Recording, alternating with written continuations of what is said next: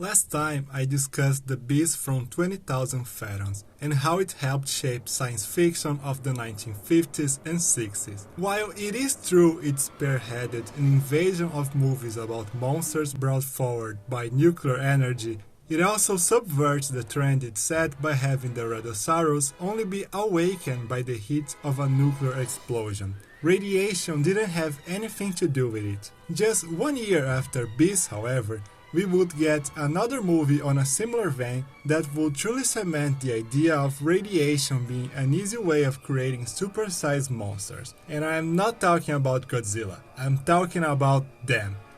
Who? Them. Who are you talking about? Them, you know, the giant ants. Oh, them! Never heard of them. Ow!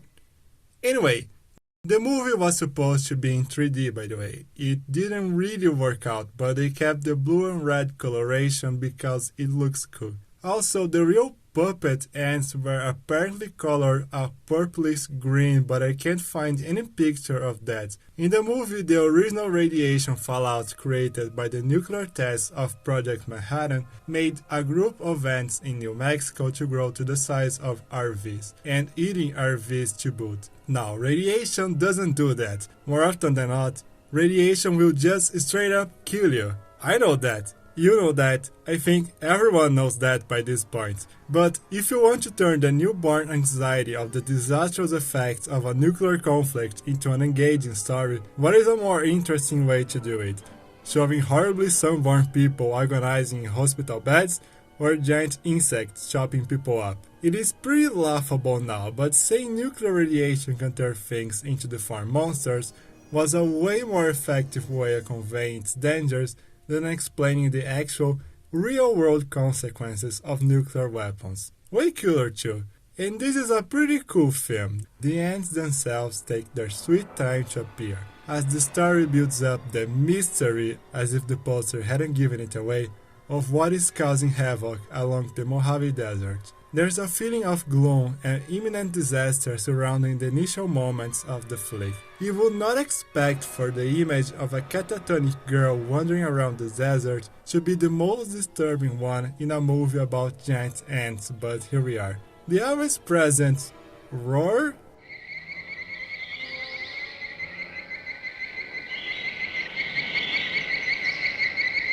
of the insects from the distance makes for an extremely chilling soundscape, especially when combined with the howling winds of the desert.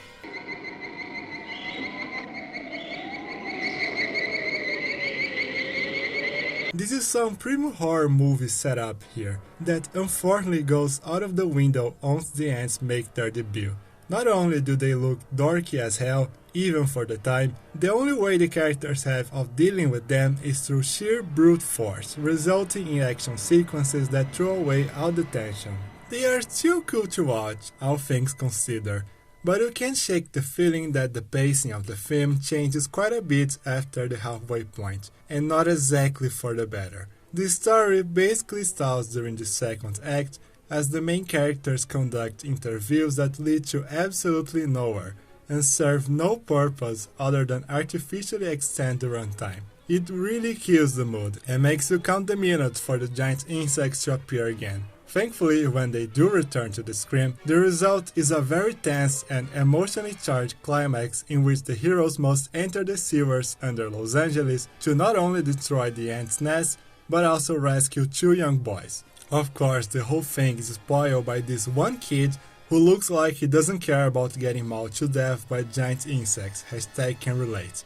Jokes apart, I would say the slow and tense build-ups followed by explosive action sequences set the stage to the action-horror hybrids we would see many decades later, such as in Aliens. More immediately though, them would be just as, if not even more instrumental in settling down the nuclear monster archetype in the popular consciousness than beasts from 20,000 Fathoms. In the following years, we would see a cavalcade of such creatures in every form of media imaginable, completely shaping the science fiction of the mid-20th century. Like any other entertainment fad, this one would also die out, but then lives on as peak 1950s sci-fi.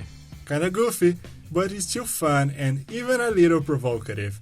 perfectly capturing the zeitgeist of the time and place in which it was made, with its focus on Cold War anxieties and copious use of the Wilhelm scream.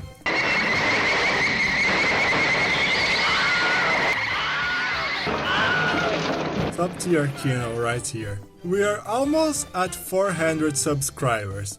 Once we reach this milestone, I will finally talk about something you've been asking me to cover for a long time, so you may want to help me get to it as soon as possible.